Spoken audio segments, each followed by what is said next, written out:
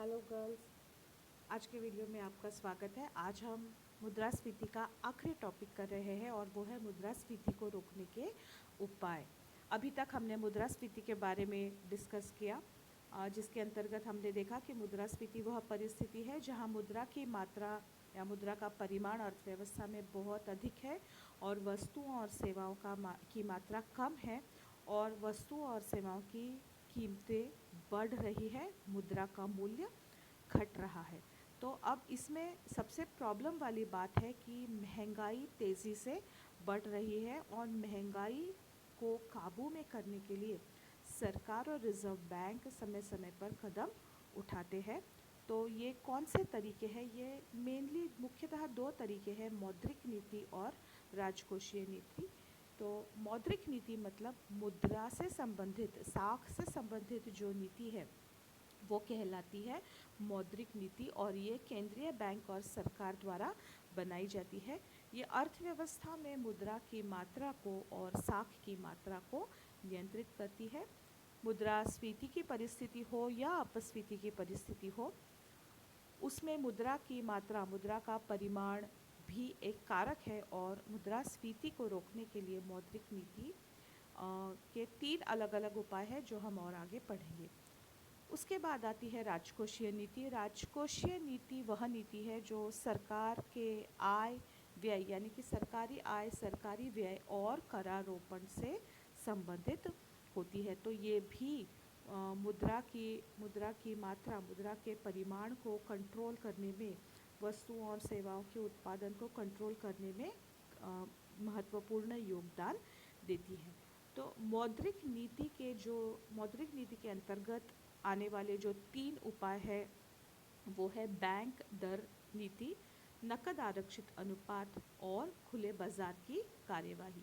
अब ये क्या है, इनको हम लोग देख लेते हैं। बैंक दर मतलब कि बैंक रेट वो रेट है जिस रेट से केंद्रीय बैंक अन्य बैंकों को उधार देती है या जब अन्य बैंकों को केंद्रीय बैंक से उधार लेना पड़ता है तो केंद्रीय बैंक भी उनके ऊपर एक ब्याज दर लगाती है और इस दर को हम कहते हैं बैंक रेट।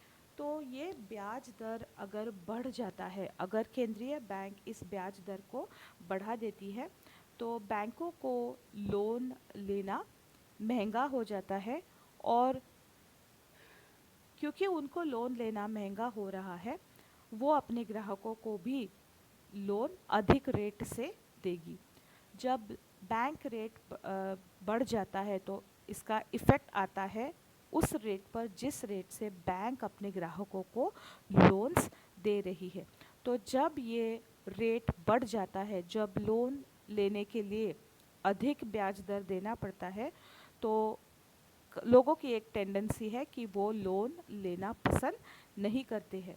तो लोन भी मुद्रा का ही काम करता है, क्योंकि अगर किसी के पास मुद्रा नहीं है, पैसे नहीं हैं, तो वो लोन लेकर के अपनी वस्तु की मांग को पूरा कर लेगा।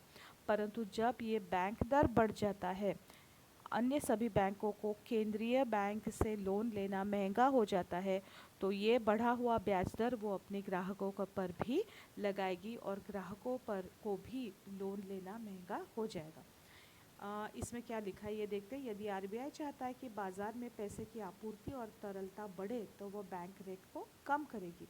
जब बैंक रेट कम हो जाता है तो बैंकों को रिज़र्व बैंक ऑफ इंडिया से लोन लेना सस्ता हो जाता है और ये फ़ायदा वो अपने ग्राहकों को भी पास ओवर करती है, जिससे कि रेट ऑफ इंटरेस्ट जो है वो कम होता है और लोग अधिक लोन लेंगे। यदि वह चाहता है कि बाज़ार में पैसे की आपूर्ति और तरलता कम हो जाए तो वह बैंक रेट को बढ़ाएगी। मुद्रास्फीति के दौरान केंद्रीय बैंक सामान्यतः रेपो रेट बढ़ाएगी और मुद्रास्फीति के कम होने के दौरान कम कर देंगी। बैंकों को अपने कामकाज के लिए अक्सर बड़ी रकम की ज़रूरत होती है। बैंक इसलिए रिज़र्व बैंक से अल्पकाल के लिए कर्ज मांगते हैं और इस कर्ज पर रिज़र्व बैंक को उन्हें जिस दर से ब्याज देना पड़ता है उसे ही रेपो रेट कहते हैं। रेपो रेट कम होने से बैंकों के लिए रिज़र्व बैंक से कर्ज लेना सस्ता हो जाता है और तभी बैंक ब्याज दरों में भी कटौती करती है ताकि ज़्यादा से ज़्यादा रकम कर्ज के तौर पर दी जा सके। ओके, अब इसमें और भी डिटेल्स है जो आपको बाद में दिखेंगे। अब हम सेकेंड पॉइंट पर चलते हैं और वो है नकद आरक्षित अनुपात। किसी भी बैंक की जो साख निर्माण की प्रक्रिया है, तो बैंक कितनी मात्रा में साख निर्माण कर सकती है, इसको इन्फ्लुएंस करने वाला या इसको नियंत्रित करने वाला एक महत्वपूर्ण तत्व है नकद आरक्षित अनुपात। ये एक इम्पॉर्टेंट फैक्टर है। ये क्या है, इसका क्या मतलब है, तो हर बैंक के पास जितनी डिपॉजिट मनी है उसमें से कुछ परसेंटेज बैंक को आरबीआई के पास कंपलसरीली जमा करना पड़ता है। तो वो कितना है उसे हम कहते हैं, वो परसेंटेज कितना है उसे हम कहते हैं नकद आरक्षित अनुपात। उसके जो भी डिपॉजिट्स उसे प्राप्त हुए हैं ग्राहकों से, उन डिपॉजिट्स का कुछ परसेंटेज आरबीआई के पास कंपलसरीली जमा करना है। तो जब इस तरह का परसेंटेज कुछ जमा करना पड़ता है तो उतने पैसे बैंकों के पास नहीं अवेलेबल है साख निर्माण के लिए। फॉर एग्ज़ाम्पल, अगर हम इस नकद आरक्षित अनुपात को अगर हम 10% माने, तो अगर किसी बैंक के पास 100 रुपये का डिपॉजिट है तो उस 100 रुपये से 10 रुपये वो आरबीआई के पास जमा करेगा, मतलब कि आगे के साख निर्माण के लिए उसके पास केवल 90 रुपये है। अगर ये नकद आरक्षित अनुपात बढ़ा दिया जाए, इसको 10 से 20 कर दिया जाए, तो अब जो 100 रुपये बैंक के पास डिपॉजिट है उसमें से 20 रुपीज़ आरबीआई के पास यदि रख दिया जाए तो बैंक के पास केवल 80 रुपये है साख निर्माण करने के लिए। और हम ये जानते हैं कि साख निर्माण कितना होगा, इसका एक महत्वपूर्ण आधार है कि बैंक के पास नकद डिपॉजिट कितना है। तो अगर ये डिपॉजिट नकद डिपॉजिट अधिक है तो अधिक साख निर्माण होगी, और अगर ये कम है तो कम साख निर्माण होगी। तो मुद्रास्फीति की परिस्थिति में वैसे ही साख की मात्रा अधिक है और हमको इसको कम करना है, इसलिए मौद्रिक नीति के अंतर्गत इस नकद आरक्षित अनुपात को बढ़ा दिया जाता है, जिससे कि बैंकों के पास कम डिपॉजिट है साख निर्माण के लिए। और तीसरा है खुले बाजार की कार्यवाही। खुले बाजार की कार्यवाही के अंतर्गत रिजर्व बैंक ऑफ इंडिया द्वारा सरकारी प्रतिभूतियों को खरीदना और बेचना आता है। तो यहाँ पे दो परिस्थितियाँ हैं। एक तो रिजर्व बैंक ऑफ इंडिया प्रतिभूतियाँ खरीदती है। जब रिजर्व बैंक ऑफ इंडिया प्रतिभूतियाँ खरीदती है तो जनता से या अन्य संस्थाओं से वो प्रतिभूतियाँ निकल करके रिजर्व बैंक ऑफ इंडिया के पास आती है, और पैसा रिजर्व बैंक ऑफ इंडिया से निकल करके उन लोगों के पास आता है जिन्होंने ये प्रतिभूतियाँ बेची है। तो यहाँ पे मुद्रा का परिमाण बढ़ रहा है। अर्थव्यवस्था, पैसे आरबीआई के पास जो थे, अब क्योंकि आरबीआई ने प्रतिभूतियाँ खरीदी है तो वो पैसे आरबीआई के पास से निकल करके लोगों के पास जा रहे हैं, और लोगों के पास जब वो जाएंगे तो वहाँ पे वो मांग का निर्माण करेंगे और अर्थव्यवस्था में मुद्रा का परिमाण भी बढ़ाएंगे। दूसरी जो परिस्थिति है उसमें ये प्रतिभूतियाँ बेची जाती है। पहले हमने पढ़ा कि आरबीआई प्रतिभूतियाँ खरीदती है और दूसरा है आरबीआई प्रतिभूतियाँ बेचती है। जब आरबीआई प्रतिभूतियाँ बेचती है तो ये प्रतिभूतियाँ आरबीआई के पास से निकल करके जनता के पास जाती है, और पैसा जनता से हो करके आरबीआई के पास जाता है। तो जनता के हाथ में अब वो पैसा नहीं है, और अर्थव्यवस्था में वो पैसा जो चल रहा था वो अब अर्थव्यवस्था में नहीं चलेगा, क्योंकि अब वो निकल करके रिजर्व बैंक ऑफ इंडिया के पास जा रहा है, और इस तरह से मुद्रा का परिमाण जो है वो कम हो जाएगा, मुद्रा की मात्रा कम हो जाएगी। अब राजकोषीय नीति क्या है? राजकोषीय नीति मतलब कि सरकारी आय, व्यय और करारोपण से संबंधित नीति।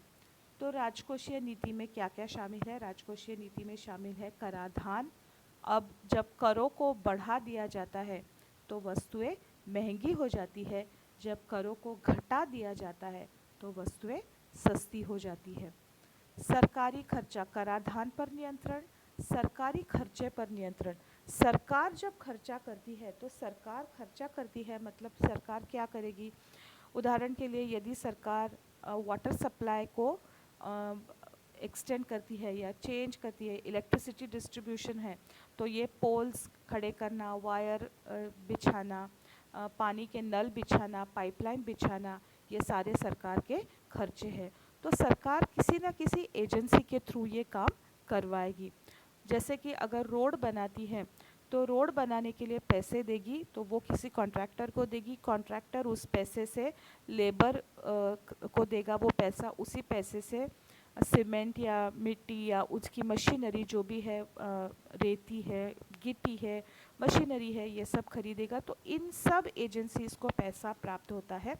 तो मुद्रास्फीति को यदि हमें रोकना है तो सरकारी खर्चों पर भी रोक लगानी पड़ेगी। सार्वजनिक ऋण, यहाँ पर सरकार सार्वजनिक ऋण लेती है ताकि लोगों के पास जो अधिक मात्रा में पैसा है वो सरकार के पास आए, और सरकारी ऋण एक अच्छा इन्वेस्टमेंट ऑप्शन होता है।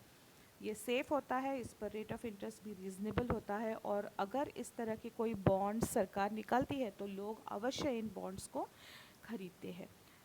हाँ, अब ये सरकार इसके अलावा सरकार और भी कुछ करती है। आवश्यक वस्तुएं जैसे कि दाल, अनाज, तेल आदि के निर्यात पर प्रतिबंध लगा देती है ताकि ये वस्तुएं जो कम है, जिनका परिमाण कम है, वो अधिक रहे और उनकी कीमतें कम हो जाए।